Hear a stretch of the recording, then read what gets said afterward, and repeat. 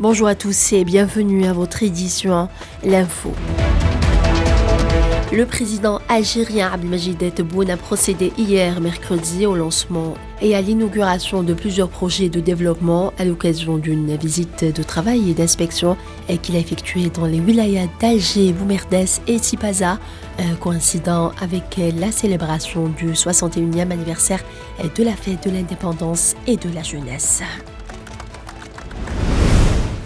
Par ailleurs, le président de la République algérienne, chef suprême des forces armées, ministre de la Défense nationale, Abdelmadjid Tebboune, a présidé mercredi soir au Cercle national de l'armée à Alger une cérémonie en l'honneur de hauts cadres de l'armée populaire en activité et à la retraite.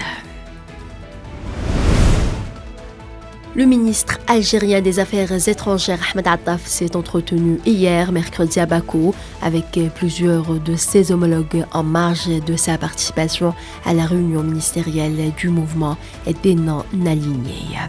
Lors de cette réunion, le chef de la diplomatie algérienne a indiqué que cette rencontre était une occasion propice pour renouveler la position de principe du mouvement en faveur du peuple palestinien.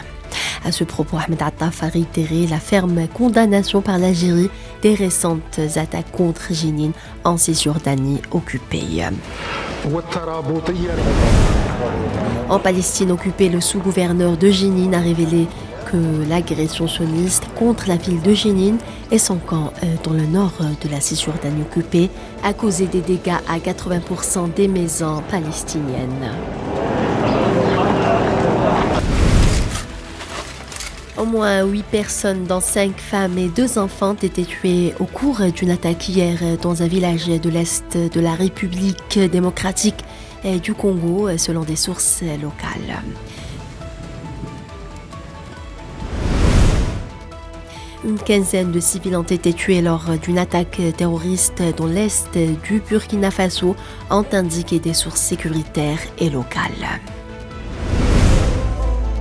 On passe au sport. La cérémonie d'ouverture de la 15e édition des Jeux sportifs arabes 2023, abritée à Alger du 5 au 15 juillet courant, a débuté mercredi soir au complexe olympique Mohamed Boudiaf en présence du Premier ministre Ayman Ben Abdelrahman, des membres du gouvernement et plusieurs invités de différents pays et organisations.